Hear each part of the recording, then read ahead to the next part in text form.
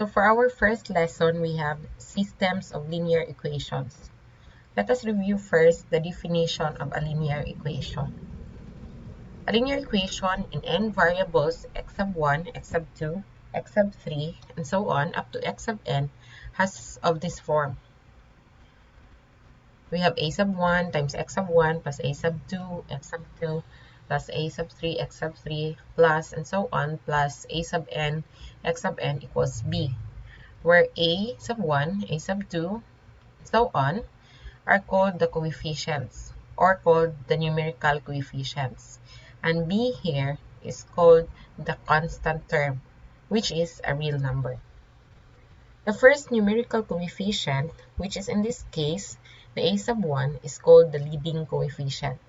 And its corresponding variable x sub 1 is called the leading variable.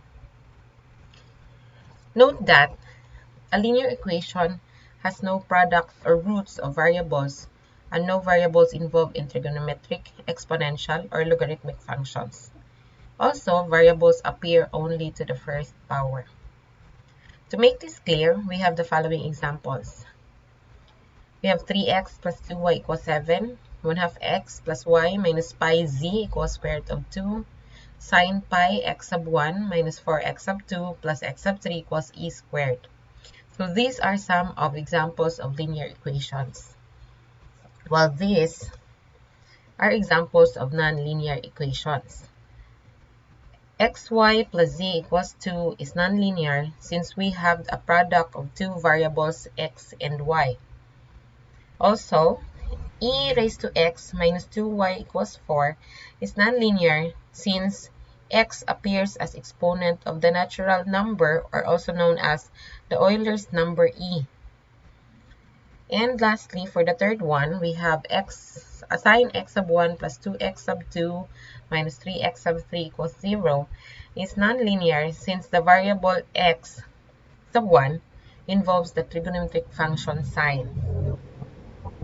Next, a solution of a linear equation in n variables is a sequence of n real numbers s sub 1, s sub 2, and so on up to s sub n, arranged to satisfy the equation when you substitute the values x sub 1 equals s sub 1, x sub 2 equals s sub 2, x sub 3 equals s sub 3, and so on, x sub n equals s sub n into the given equation. As an example, we have x sub 1 plus 2 x sub 2 equals 4. Observe that when we substitute the values 2 and 1 to x sub 1 and x sub 2 respectively to this equation, the result is true. We will get 4 equals 4. Hence, we say that 2, 1 is a solution to the given equation. Other solutions of this equation are the following. We have x sub 1 equals negative 4 and x sub 2 equals 4. This will also satisfy the given equation. Also, we have x sub 1 equals 0 and x sub 2 equals 2, and x sub 1 equals negative 2 and x sub 2 equals 3. These values satisfy the given equation. The set of all solutions of a linear equation is called its solution set. And when you have found the set, you have solved the equation. Note that to describe the entire solution set of a linear equation, we use a parametric representation. For example, we have solved the linear equation x sub 1 plus 2x sub 2 equals 4. To solve this linear equation means to find its solution set. What you need to do is, you may solve for x sub 1 in terms of x sub 2, so that we obtain x sub 1 equals 4 minus 2 x sub 2. Note that in this form, x sub 2 is considered free, which means that it can take on any real value. To represent the infinitely many solutions of this equation, it is convenient to introduce a third variable t called a parameter. So we'll let x sub 2 equals t, then the solution set can be represented as x sub 1 equals 4 minus 2t, x sub 2 equals t, where t is any real number. To obtain particular solution, we assign values to the parameter t. For example, if we let t equals 1, then we have x sub 2 equals 1. And also, by substituting this to the first equation, we get also x sub 1 equals 2. So a particular solution is 2, 1. Also, you may choose x sub 1 to be the free variable so that the parametric representation of the solution set would be x sub 1 equals s, x sub 2 equals 2 minus 1 half s, where s is any real number. Another example is we solve the linear equation 3x plus 2y minus z equals 3. In this case, since we have one equation with 3 unknowns, we will have 2 free variables. We choose y and z to be the free variables. By solving x, we obtain this. So by transposing the other two terms on the right side of the equation, we get 3x equals 3 minus 2y plus z, and then dividing both sides by 3, we have x equals 1 minus 2 over 3y plus 1/3 z. Now we let y equals s and z equals t. So we obtain the parametric representation x equals 1 minus 2 over 3s plus 1/3 t, y equals s, and z equals t, where s and t are any real number. Observe that if we let x, for example, s equals 0 and t equals 0, we will get s equals 0 and t is equal to 0. So we get x equals 1 minus 2 over 3 times 0 plus 1/3 times 0, which implies x is equal to 1. So we have the solution x equals 1, y equals 0, and z is equal to 0. Also, if we let, for example, s is equal to 1 and t is equal to 2, so we get x is equal to 1 minus 2 over 3 times 1 plus 1/3 times 2, which implies that x is equal to 1 minus 2 over 3 plus 2 over 3, in which we have x is equal to 1. And so x equals 1, y equals 1, z equals 2 is a solution to the given equation. So these two are particular solutions to the given linear equation.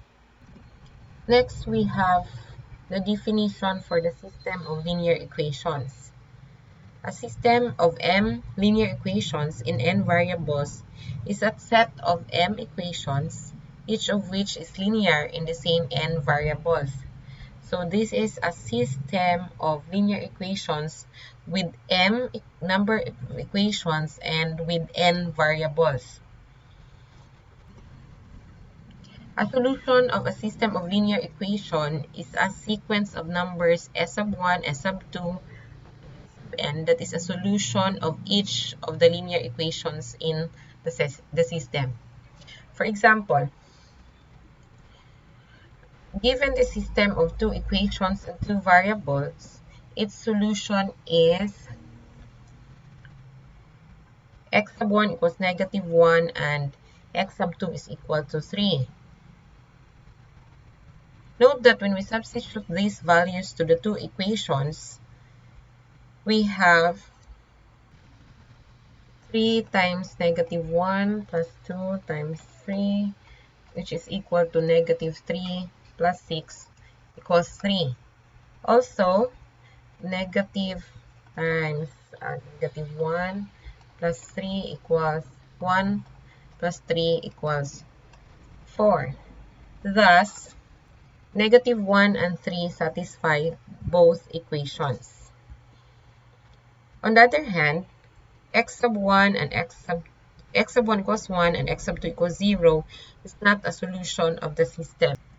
This is because 3 times 1 plus 2 to 0 is equal to 3. Just check. But negative and then 1 plus 0 equals negative 1 is not equal to 4. Thus, this does not satisfy the second equation of the given system. Next, as an exercise, I want you to graph the these two equations in the xy plane and observe if these lines intersect, and if yes, where? Also, how many solutions does this system of linear equations have? Do the same for these systems of linear equations. Now note that for a system of linear equations, precisely one of the following is true. First, the system has exactly one solution, which is known as a consistent system, if the graphs of the equations have a common point, and the point of intersection is the solution to the system. Another one is, the system has infinitely many solutions, which is also a consistent system, if the graphs of the equations are coinciding. This means that their graphs are identical. The lines fall exactly on top of one another. Moreover, the system has no solution called as inconsistent system if their graphs do not have a common point. And take note that this happens if the lines are parallel. Now, which system is easier to solve algebraically? If you answer the second system, or the system on the right side, then I will agree to you. This system on the right is in row echelon form, which means that it is a stair-step pattern with leading coefficients of 1. For example, by the way, to solve this system, which is in row echelon form, you can do back substitution. For example, solve the system, the given system. So we have x minus 2y plus 3z, plus 3z equals 9, and y plus 3z equals 5, and z is equal to 2. So again, we solve this system of equation by back substitution. That means from the third equation, which is z equals 2, we will substitute this value of z to the second equation so that we can get the value of y. And then after that one, we also substitute those values of y and z to the first equation. So that is working backwards. So we have y, we substitute 2 to z, so we have equal to 5. So y plus 6 equal to 5, which means that y is equal to negative 1. So again, since we have now the values of z and the value of y, we substitute this to the first equation, which is we have negative 1 plus 3 times 2 equals 9. So therefore we have x plus 2 plus 6 equals 9. So 2 plus 6 equals 8. So we subtract it from 9. So x is equal to 9 minus 8. So therefore x is equal to 1. So therefore the solution to the system is x equals 1, y equals negative 1, and z is equal to 2. Or you can write your solution this way: 1, -1, and then 2. Also, observe that if we evaluate the system on the left side using these values, we have x minus 2y plus 3z equals 9. So we have now 1 minus 2 times -1 plus 3 times 2 equals 9. So the question is, are they equal? So we have uh, 1 plus 2 plus 6 equals 9. So we have 9 equals 9, which is true. Also, we substitute this in the second equation. We have now negative x plus 3y equals -4. So we have -1 plus 3 times -1, -4, which implies that we have -1 minus 3, which is we have -4 equals -4, which is again true. And for the third equation in the system, we have 2x minus 5y plus 5z equals 17. 2 times 1 minus 5 times -1 plus 17, which implies that we have 2 plus 5 plus 10. Then we have 17 equals 17, which is again true. So this shows that these values of x, y, and z are also, or this is also a solution to the system of equations on the left side. We note that the two systems of linear equations are called equivalent, or are equivalent when they have the same solution set. Next, we will discuss how to write systems of equations in row echelon form. So the following are operations that produce equivalent systems. First, interchange two equations. Say, for example, you interchange equations 1 and 2. This will only produce an equivalent system. Next, we multiply an equation by a non-zero constant and add a multiple of an equation to another equation. Let us take this example. Oh, no, sorry. By the way, rewriting a system of linear equations in row echelon form usually involves a chain of equivalent systems, each of which is obtained by using one of the three basic operations. This process is called the Gaussian elimination. This is named after the German mathematician Carl Friedrich Gauss. So for example, we have the system, given system. So we'll solve the system by Gaussian elimination and then by back substitution, which means we first write the system into the row echelon form and then we apply the back substitution. The given system, we have x minus 2y plus 3z equals 9, negative x plus 3y equals negative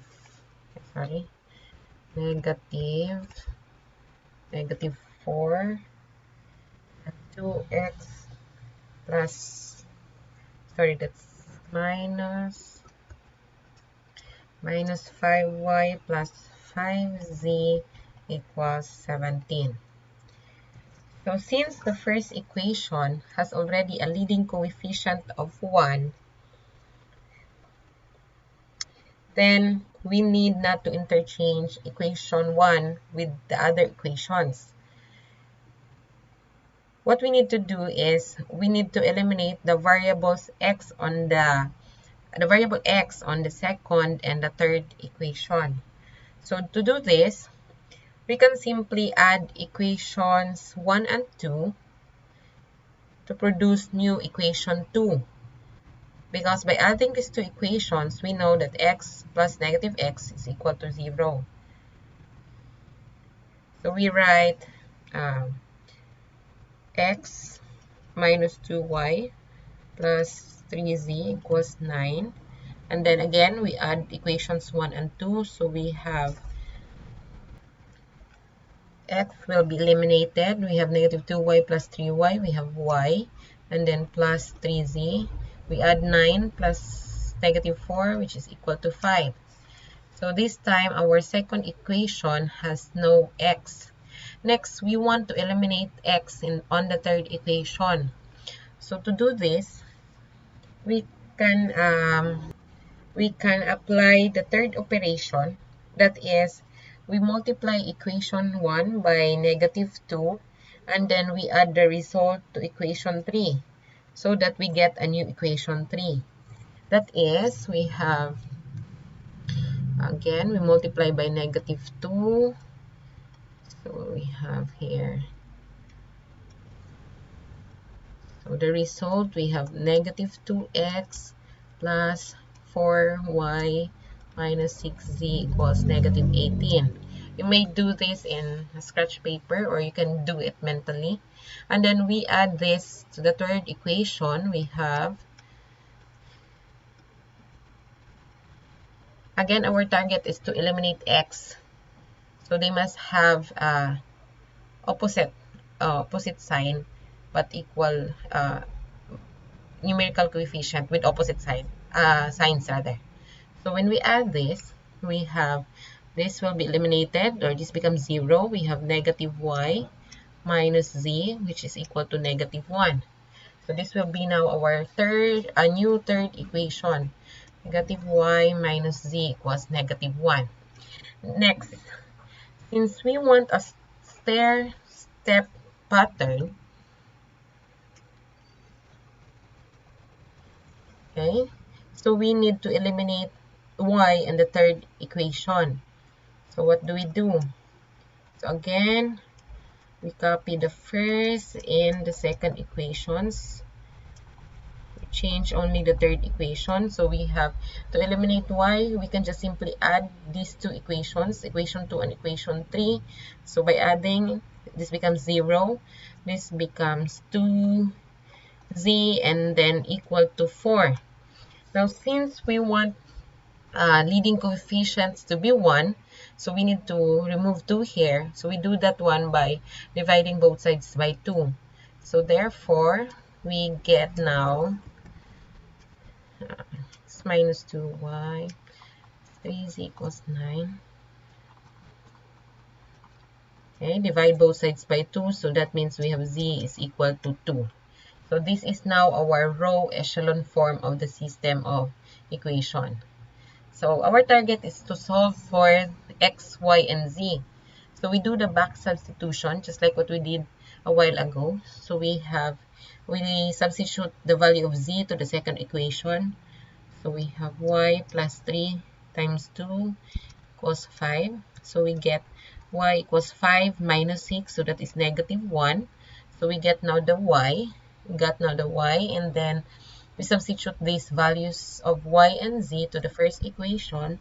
So we have negative 1 plus 3 times 2 equals 9. So this is 2, then plus 6. So that's 8. We subtract it from 9. So therefore, x is equal to 1. So we got the values of x, y, and z. So therefore, our solution to the system is 1, x equals 1, y equals negative 1, and z equals 2. Okay, so it's your turn now. So as an exercise, you write the following systems in row echelon form, and then use back substitution to solve the system. So we have 3 items there. So just try. And that will be all for our first lesson in chapter 1. Thank you.